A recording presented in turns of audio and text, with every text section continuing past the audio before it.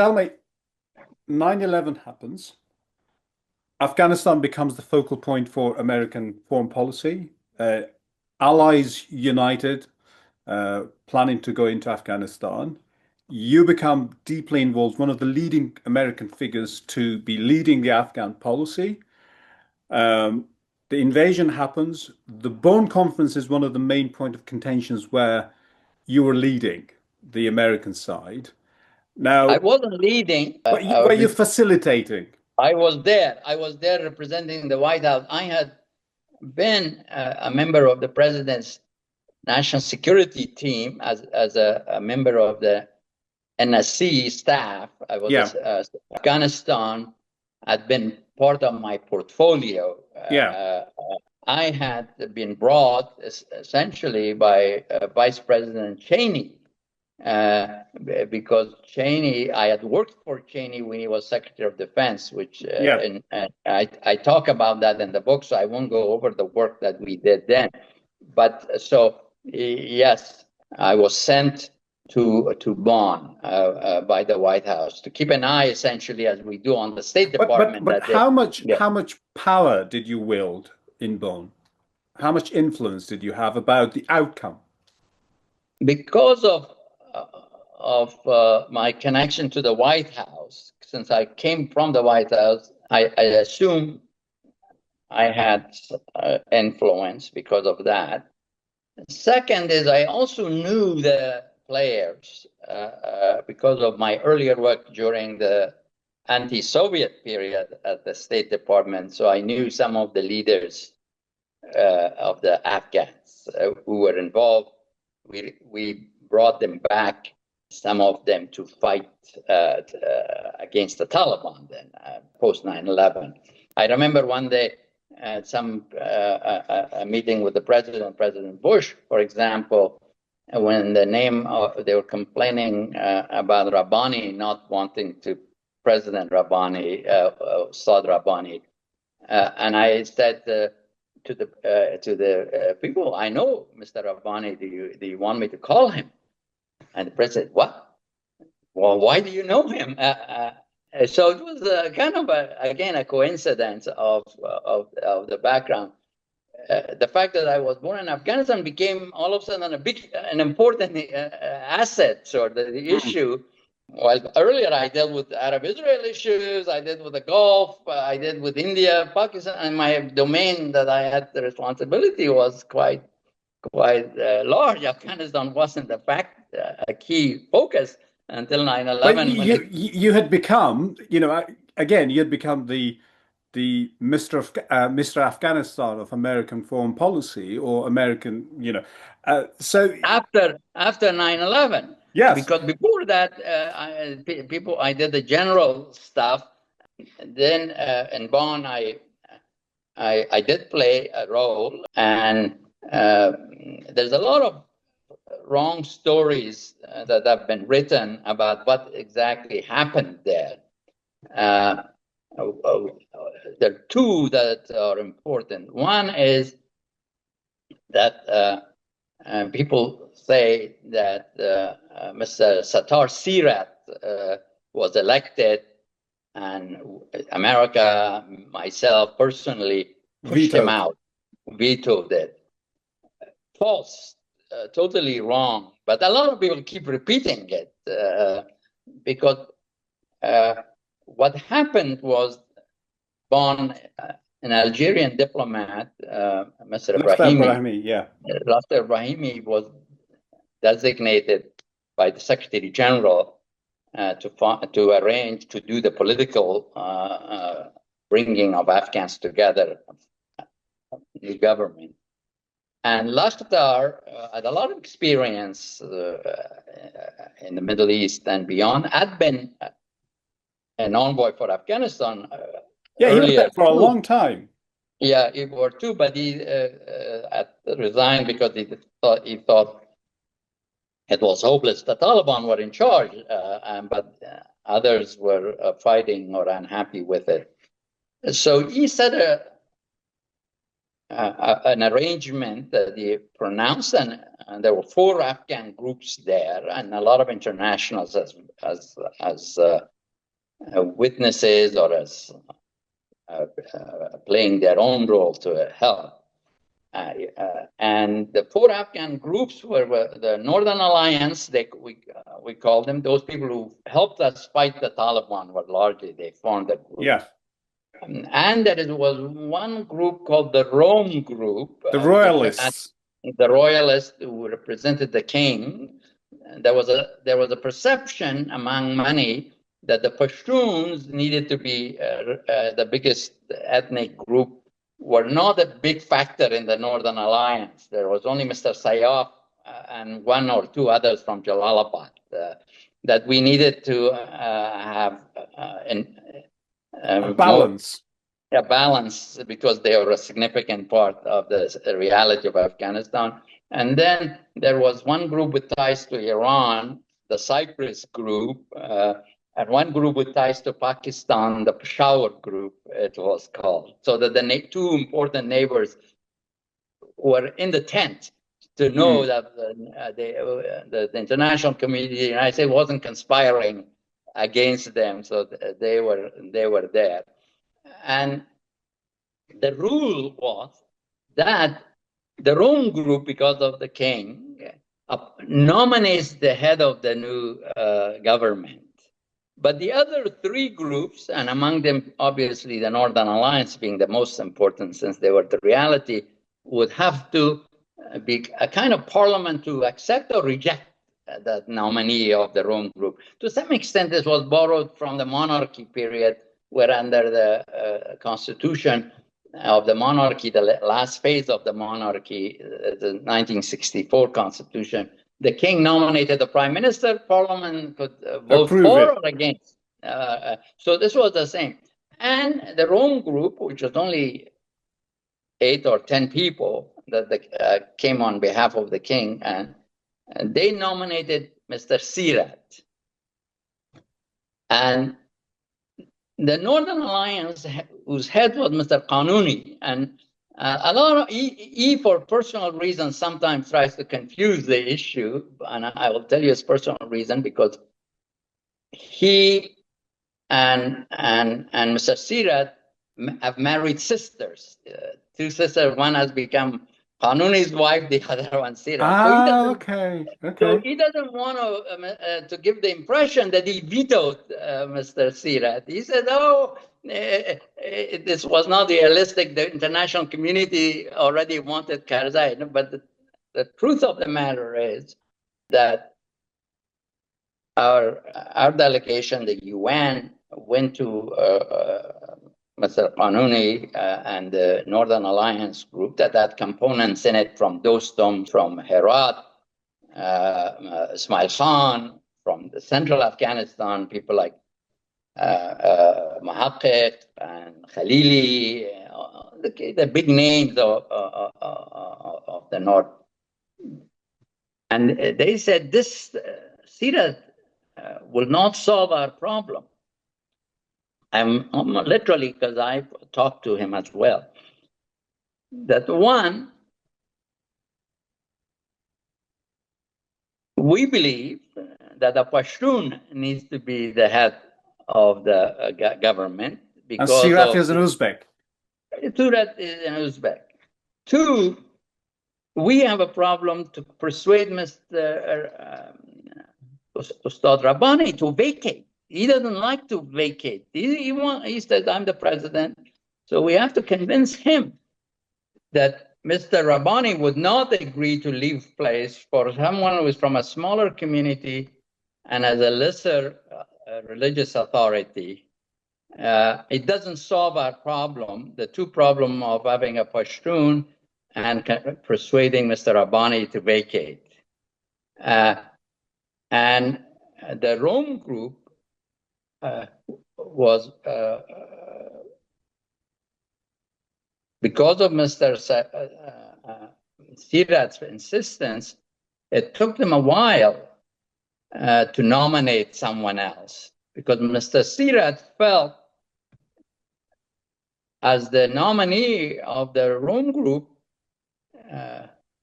he must be the Transitional head leader. of the leader. He forgot or didn't want to confront the fact that the rules were that the other three groups have a veto. They can confirm him or reject him, and they had rejected him. So they could keep sending his name, and there would be a stalemate. They could renominate him after each rejection, and there would be a stalemate, and we would announce, as I said to them, then we'll announce that the meetings have failed, or they have to nominate someone who can get support from the other three groups. And and at the end, it took several days, and the Germans were getting restless, hosting a big meeting, and they said they needed the facilities for other things that they have planned. So at the end, the Rome group decided to nominate Mr. Karzai. But it was the way that I am describing it is what factually happens. Head of the U.S. delegation wrote a book on this, and he has given a step-by-step, a blow-by-blow description, and some of the words he has used about what Mr. Qanuni has said. I know Mr. Qanuni well, so I've tried not to use some of those words. But he, when he speaks publicly, and he told the people then too, to people like myself, please don't say that I vetoed him, because it causes me problems at home. And I've never said Mr. Qanuni did it. One of the three parties vetoed it, and the other two also went along with that. But it was the people on the ground, the Northern Alliance, with all the names that I mentioned, that vetoed. So I'm very conscious of time. So you've been very, very generous. Now, thank you. You go back to Afghanistan. How did that feel? I mean, there are videos of you landing in Afghanistan on the tarmac, you wearing dark glasses. Right. So how did it feel on a personal level, not as an American diplomat, just as an individual?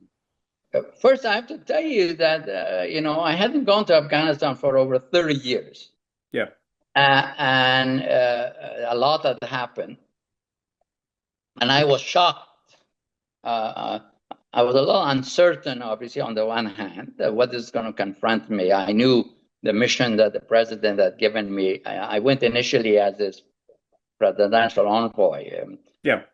And it was January of 2002 after Bonn.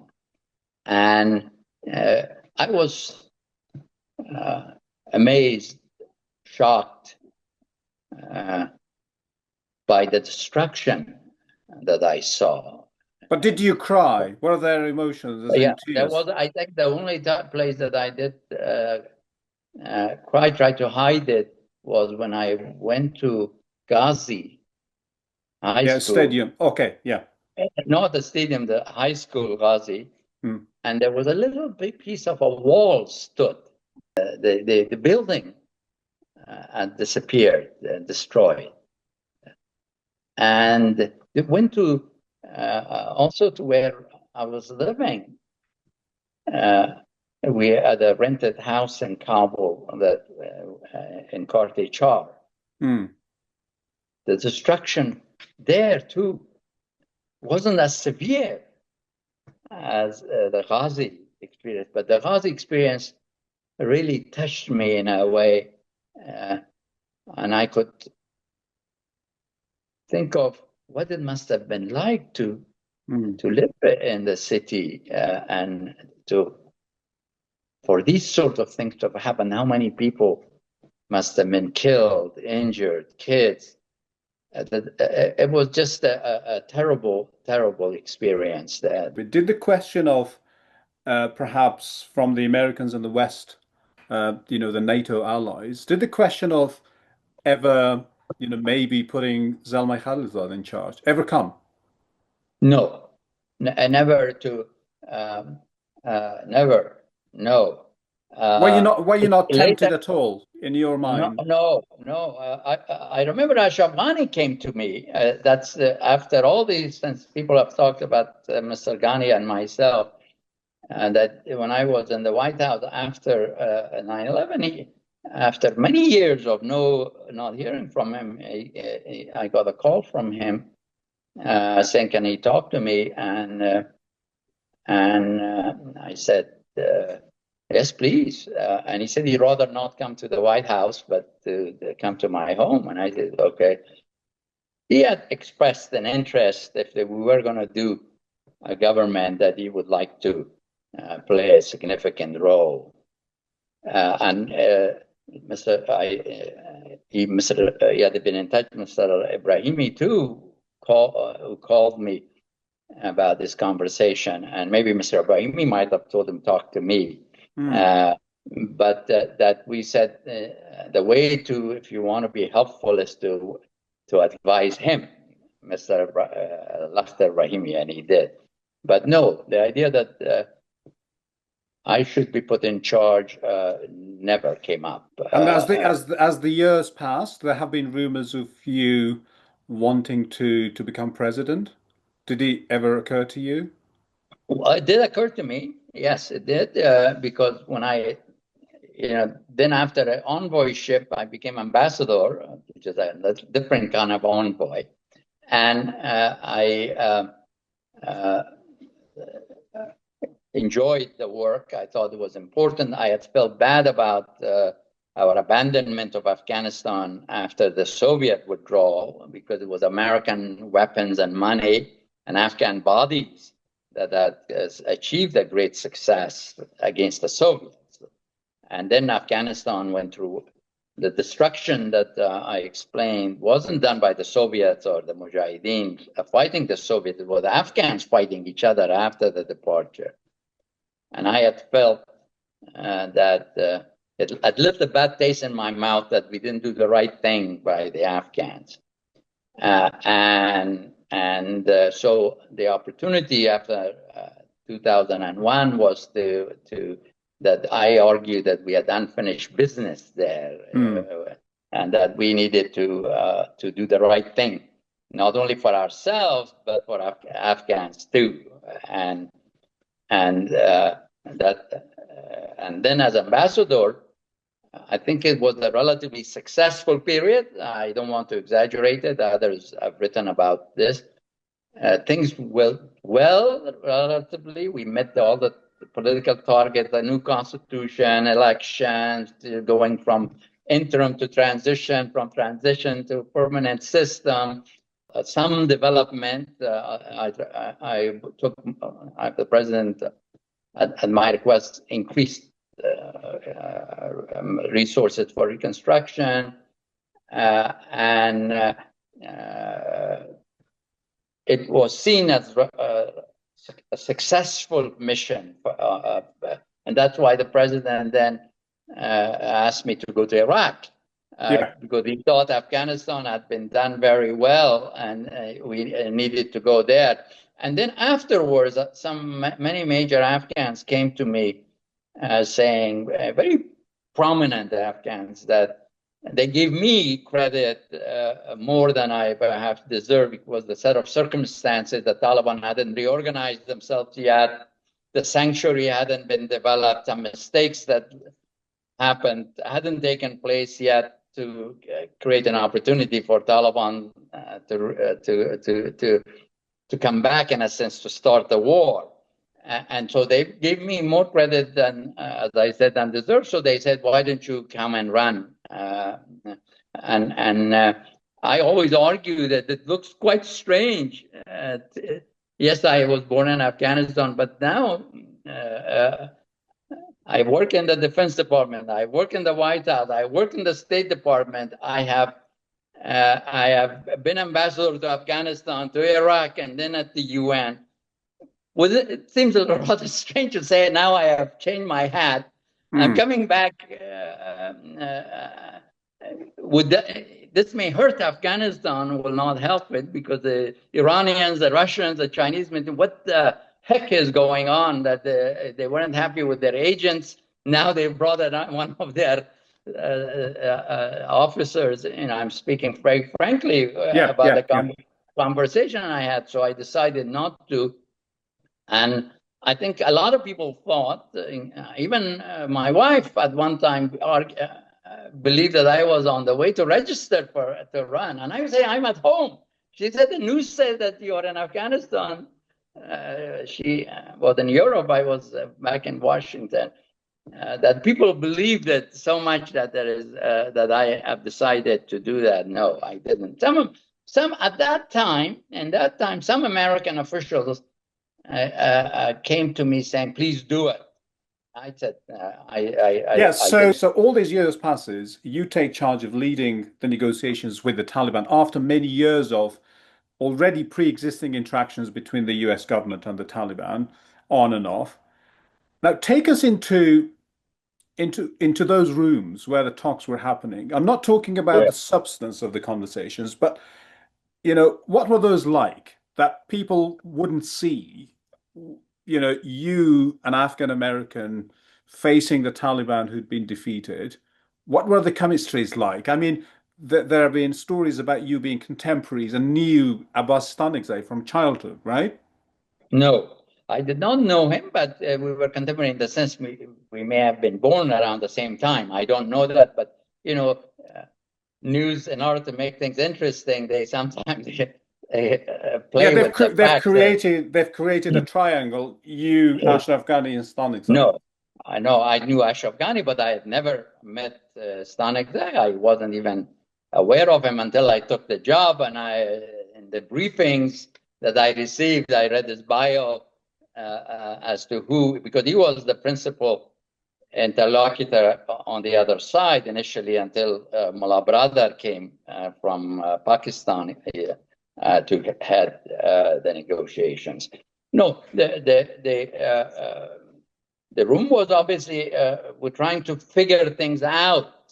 I think the Taliban told me they took it seriously as a sign of seriousness when I was asked to lead, because of my background, meaning that I had worked in Afghanistan as ambassador in a war situation in Iraq, UN, with strong ties to U.S. military, having worked in the Pentagon and in two war zones where the military intelligence and diplomats had to work together, that this is serious. They took it as an indicator that the U.S. is serious about a negotiated settlement, which I accepted the job because I was told by the president and his key advisors that the president wanted the forces to leave, and to leave safely, because there was a perception that getting out of Afghanistan can be quite bloody. The story of some British withdrawal in the middle of the 19th century or the Soviet withdrawal had made an impact, and that is to be avoided, and that we needed to make sure what we wanted in exchange was two things from the Talibs, or three things. One, not to attack during withdrawal, once we agree. Two, that they would not allow the territories that they controlled, because there was a significant piece of territory that they controlled, to be used by individuals, groups, including Al-Qaeda, to be used against the U.S. and our allies to plot and plan attacks, which is the reason we went to Afghanistan, was terror attacks. Three, that they would sit with other Afghans or to negotiate a future, because we believed that there was no military solution. That was the perception, the belief.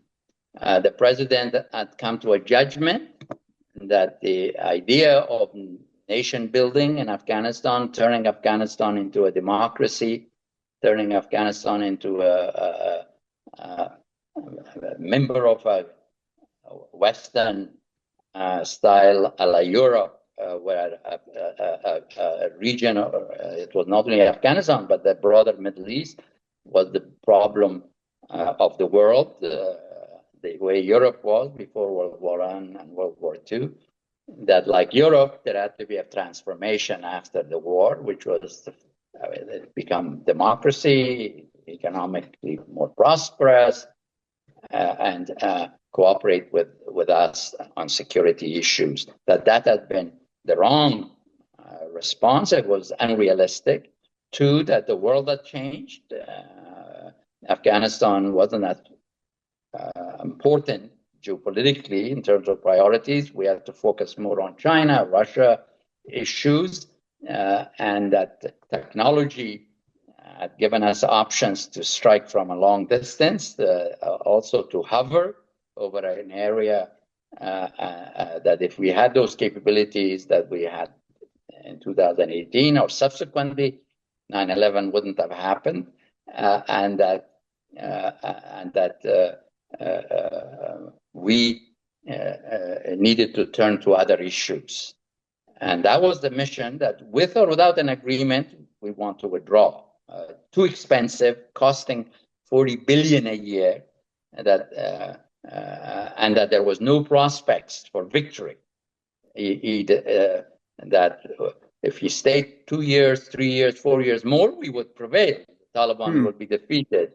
That he didn't believe that that was the case. Initially, President Trump had been convinced to go with a tougher military approach. H.R. McMaster, who was a guest on this McMaster, podcast. you could ask him for that. I met with him. He asked for my advice also when he was in there to do the South Asia strategy.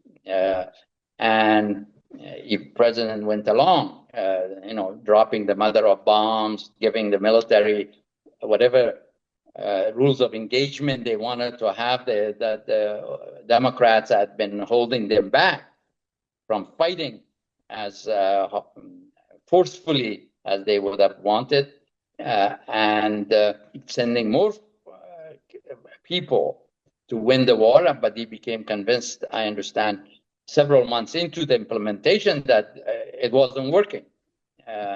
And so he had lost faith that we knew what we were doing in terms of winning the war.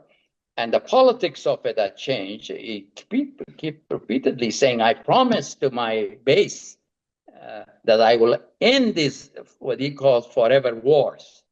And I do not believe that the military is on a path to end it during my term. And I have said I will end it during my term. And so therefore he said that he wanted to withdraw. Now, I felt an obligation personally, given my background and the role I've had, to help. Although, I have not been in government for a long time. I wrote my book that you referred to, thinking my public service is over, and I want to tell the story. But to go back, it was out of a sense of obligation that I said, okay, that maybe, given my background and knowledge, I could do a better job of managing this. Did the initial phases of, as any negotiations, sitting around the table, accusations, counter accusations, were there personal insults traded as well? Well, all of that and more, because sometimes it would be extremely harsh, and accusations about what we had done, the kind of how much destruction we had caused, what we had achieved, what we hadn't achieved. Some mistakes that we had made, and turned, of course, I would go very harshly about their views and their actions, killings, innocent Afghans, suicide bombing, schools, mosques, and essentially their instrument had been terror, their own people. And But did you sense yeah, that they were negotiating in good faith? Do you think that they were trying to, yeah, outmaneuver? I believed there wasn't a question of trusting them. It was a question of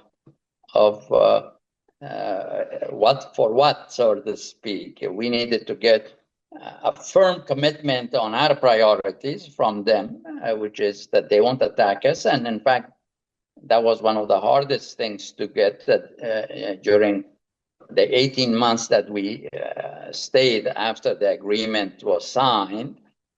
Not a single American was killed by them, by the Taliban, although we killed hundreds, if not more, of them, because they gave us the right to come to the defense of the Afghan government and the forces if they attacked them. So it was they said this was a one-sided ceasefire, essentially. That was a pretty hard too. And on terrorism, they will not allow an individual group or party, including Al-Qaeda. Al-Qaeda took a long time. They say, when we say individual group or party, that's inclusive. No, I said we came because of the Al-Qaeda attack, and we needed specifically mentioned, and we got that. They wanted a shortened timetable, 6 months or so. We wanted longer, so we initially agreed to 14 months with President Biden. 4 more months were added. But the Afghan element of it, because you kept Yeah. saying in the initial stages that nothing's agreed until everything's agreed, and then Sure. the third conditions were, they had to talk with the Afghan government. Now, your former colleagues, both Americans, Afghans, senior military, diplomatic, political officials, have really harshly criticized you by the manner in which you conducted the negotiations. Is also, some have even gone as far as to say, because of your relationship with, or lack of relationship with Ashraf Ghani, you're more sympathetic towards the Taliban. Not true at all. Not true at all. Of course, I was more sympathetic to the government. This is the government we recognize. They are our friends, a lot of them. The military, our military people have partnered with them. They fought together, a great sense of partnership. And no, not at all. What happened was that we achieved the 4 things we wanted an agreement on. And the 4th thing being, they sit together, negotiate. They wouldn't have done it without an agreement first with the U.S. to sit formally. And 4th was to agree to a ceasefire. Once they sit together and agree, then they agree to a comprehensive ceasefire. The problem of why inter-Afghan negotiations were not serious in terms of producing an agreement, we never made it conditional, the withdrawal, on Afghan agreement. Now, that's a legitimate question, whether we should have. And there are, I've had discussions with the presidents, both Biden and President Trump, others, I've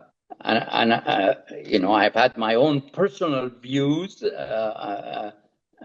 Those presidents are alive, so I have to watch how far I go in what they have said. I'm respectful of the rules, but both decided not to strictly link the withdrawal of U.S. forces to an agreement among Afghans. And the reason that they gave was that they may never come to an agreement. And therefore, we will get stuck there. And it will defeat the very purpose of why we're negotiating, which is to get out. We don't see. So in a sense, you had a kind of you had been assigned a very narrow-ish objective as to get the Americans out. That's what we want. We're not really bothered. So you as a diplomat, as a public servant, an American diplomat, had been assigned a specific task to carry it out, irrespective of everything else. everything else. If we got what we wanted on terrorism, if we got something on no attacks against us, and we got them to the table, we've done our best. We don't want to babysit the negotiations and get an agreement. That's their business. Now we're leaving. While when we came, So how would you define your relationship with Ashraf Ghani at that time? the relationship with Afghanistan wasn't easy during this phase, unlike other phases that I've had interacted with. And the reason was several, I think. One, he believed that we shouldn't be able to leave without this agreement, explicit agreement. And we've argued about that a lot, in which you would say, given the agreements that we have, we can't leave without this agreement. And so much so that sometimes it became so harsh that I would say to him, you're not in the U.S. military chain of command. We didn't ask any Afghan for permission to come in. And believe me, Mr. President, we're not going to need any Afghan to permit us to leave or not. You should understand this, because this is the reality that you're confronting. Don't think by arguing with me or arguing with other Americans, you're going to change your mind. Yes, you could say, please give me consult with me, and I am consulting with you, and I will report what you're saying, your concern. But if you say you cannot leave without my permission, this sounds, it's not likely to be received well by the commander-in-chief of the U.S. forces. What? For you as a person, how would you judge as to when to switch to speak as an Afghan or when to switch to speak as an American? I only when we were in a social setting would I speak like an Afghan, but in the meetings I was. You were an American. I had always in my meetings that the commander of our forces, General Miller to my right, the ambassador to my left, and representatives of all the government institutions, CIA, defense, blah, blah, all sitting. Afghans sometimes think I was the negotiator, the commander-in-chief, the president, all the authorities was with me.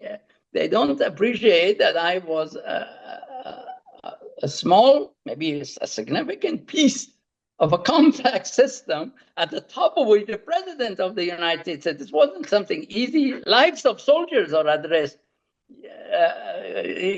Things can go wrong, can destroy a presidency. So, and then the other thing was that he didn't like, we believe, and we agreed with the Taliban on this, which people could differ on this. I could have been fired at any one point. Okay, you can imagine dealing with President Trump if I was doing things on my out of my own. Of course, knowing the world. What he didn't like is that we said the balance of power is such. What Ashraf Ghani, to his, is legitimate on his part, that Talib should join him. And Dr. Abdullah is a part of this government. They are from different parties or groups or thinking. Talibs are also Afghans. Mullah brother could be another Dr. Abdullah, join him. He had legitimate concerns. He wanted that. We didn't agree with him on that. We thought the balance was such that as a result of negotiations between the sides, they should agree on a new Islamic government. Some people say, even some members of the U.S. government later on saying, why did we say new Islamic government? The minor detail is that the Afghan government was called Islamic Republic and the Taliban were called Islamic Emirate. The only thing it had in common was Islamic. So we said the new Islamic government based on negotiations, and the Talibs signed up to that. And before departure, the Talibs even gave a list of the ministers that they would be willing to give, even when they were surrounding Kabul, to do a joint government. My judgment is, there's a lot of details, but that we could discuss, is that President Ghani, because he was so knowledgeable about America, you had so many friends in America, friends in the Congress, friends. You can read Pompeo's book. He goes into some detail. So you would call them after my meetings with him. And a lot of Americans didn't agree in the elite of the United States about withdrawing from Afghanistan. And some of the people who say I was too soft on the Taliban are the people who didn't want to get an agreement. They were opposed to withdrawal. They thought it a mistake to get out. But they couldn't convince the president, and they don't want to attack the president because he is president, so they pick after me, which is fine. But everything I did, I shuttled between Kabul and Doha. There is nothing we have agreed to that Dr. Ghani and Dr. Abdullah didn't know about, because even we have two secret appendices to the agreement. They have read it, both of them, and they had no problems with those. So they know the secret appendices, which kind of fueled absolutely. a lot of the speculations. And the British government knows it. All the allied governments know it, as well as the U.S.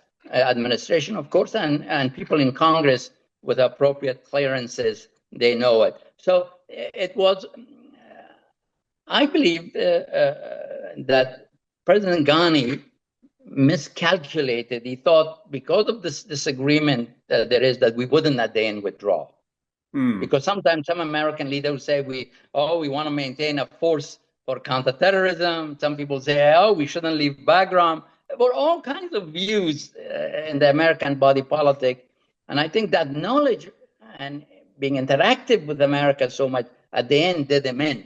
If he didn't know and then dealt with me or with the delegation and believed that what we were telling him was going to be the policy, he might have done things differently. So talking of the end, now, we all know what happened. A lot has been written, said, and people can go and check for themselves.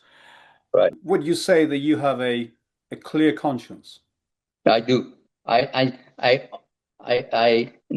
never made a decision knowing that it wasn't the right decision. Of course, ultimately, I had to carry out what my management, the people way above my pay grade, decided. But I always told the truth to the Afghans that the U.S. was leaving. Do not believe that the U.S. is not leaving. Don't fool yourself. Get your house in order. Negotiate seriously. Negotiate when I am still there, because you have more influence then during the timetable of withdrawal. That's why I asked for longer time than strictly necessary for logistics, to give them a chance to take advantage of the U.S. presence. That's why we helped them fight during the time that we were there by attacking the Taliban. We, in my view, did all that we could within the constraints, which is the U.S. wanted to leave. That decision was way above my pay grade. But they miscalculated and they didn't do the right thing for themselves. But how do you think history will judge you? I don't know. I leave it to the history. I mean, history will have various people judge writing history, so it will depend on them. But my own view is that I was given a mission by the United States, a country that had embraced me and given me the opportunity that it had, listened to me, trusted me, and I carried that out to the best of my ability, keeping my Afghanistan, my roots in Afghanistan in mind. I think that we didn't have a great partner at the end in Afghanistan, the United States. When was the last time you spoke to Ashraf Ghani? Several days before he ran away. So the friendship's over. No friendship. Well, there is no contact since then, and I think that there is a lot of people who liked him, who had a very And positive view of him. how do you think history will judge him? Well, I think they will judge him as a smart person, worked hard, achieved a lot, but not a great negotiator for his people, and not having the stamina to fight for what he believed. If he had stayed even another 2 weeks, the story would have turned out differently, perhaps. He wouldn't have ended dead, do you think? I do not believe he would have ended that. If he really had a fear of death, he maybe did. Why didn't he reach out to me or to the U.S. forces? We protected President Karzai for a long time before he developed the Presidential Guard. We could have done something for him to protect him. He could have come. There are so many options. I don't want to go through them. But so I mean, one of the statements from him that is very much in my mind is always when he spoke that he will fight to the last person, that he will fight the Afghan way, that sometimes argued that we had told him to fight the war in a way that wasn't the Afghan way, that he wouldn't go, he wouldn't leave, but he did. That's his decision. Yeah.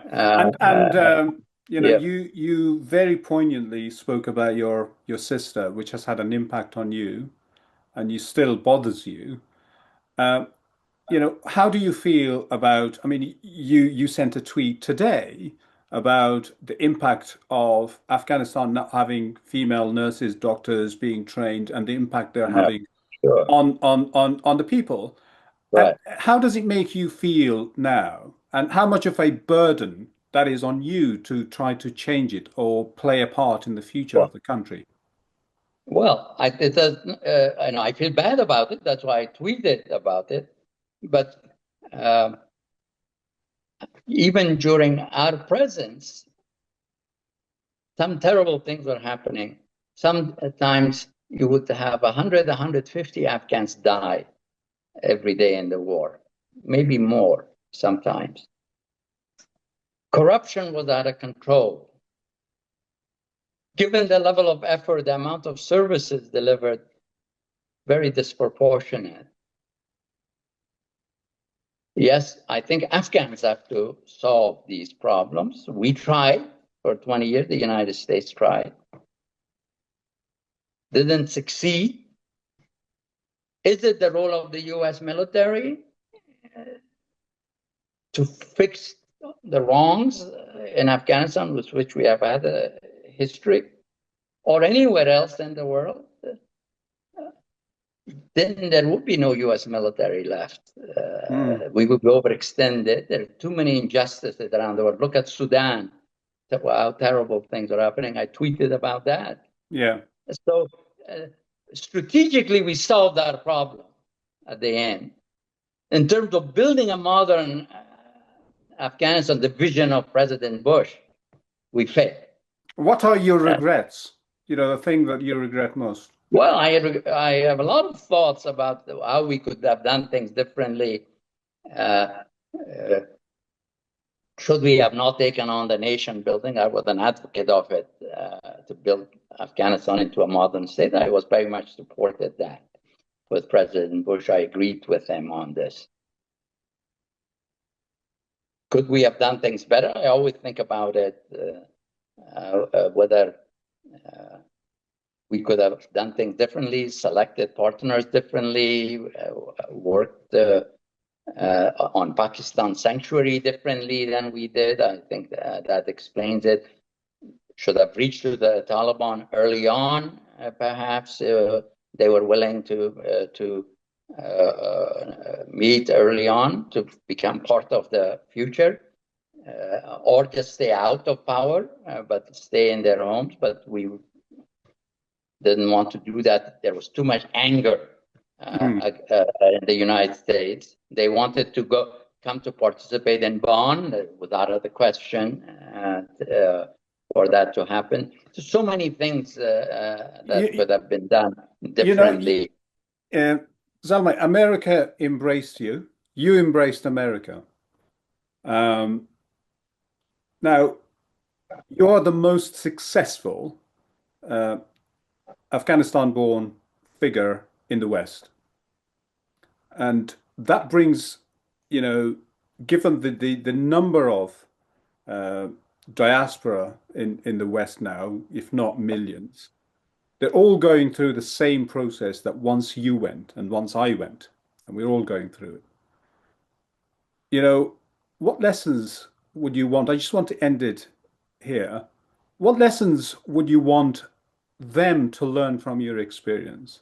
And how can they have more people of influence in political places, business, tech, you name it?